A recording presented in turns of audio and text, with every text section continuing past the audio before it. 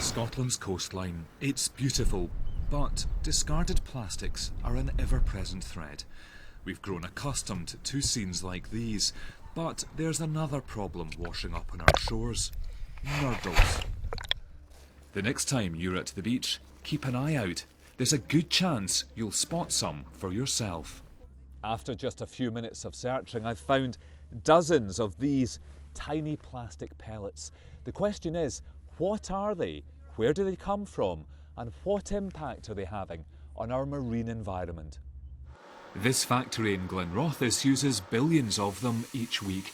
It produces data cables. The team here know spillages can result in the plastic pellets being washed down the drain and ultimately out to sea. I like to spend a lot of time outdoors, whether that be in the hills or on the beach. So for me personally, it's a good cause to take on board. But as a business as well, it's also very important to us. The pellets are transported by the lorry load. They may be manufactured in Scotland or shipped in from abroad. One lost load can cause problems for decades, maybe even centuries. It makes me feel pretty sad as a Scotsman on some of these beautiful beaches that we have around our coastline, and you go along and they're spoiled with the pellets. These things, I mean, that's only 50 grams of them, but look at the volume that's there. It's horrendous, it really is. But other companies may be less conscientious. The plastics industry accepts there's a problem. It should not be in the marine environment altogether. And for that reason, we take a lot of measures in order to deal with this.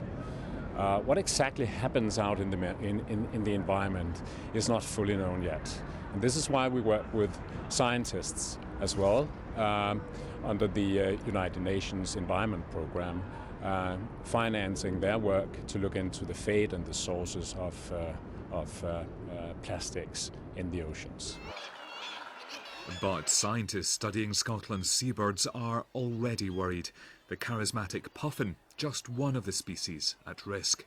We've looked at the stomach content of puffins and found that maybe about 15% of puffins will have some plastic within them. Certainly these very small plastic pellets are a bigger problem for something like a puffin than the larger plastic items that will affect some of the other species. Up here is where we'd be expecting to find the most nurdles. Reports from volunteers across Scotland and beyond are being used to build up a detailed picture of the scale of the problem. It helps us build up an evidence base and collect data to really show industry that there is a problem on our beaches. So if you're on your beach, just keep telling us about any nurdles you find, and we'll be really interested to hear, and it'll help to contribute to solving the problem. The search goes on, but we've already discovered this is a problem we're handing on to future generations. David Miller reporting Scotland on the Isle of Arran.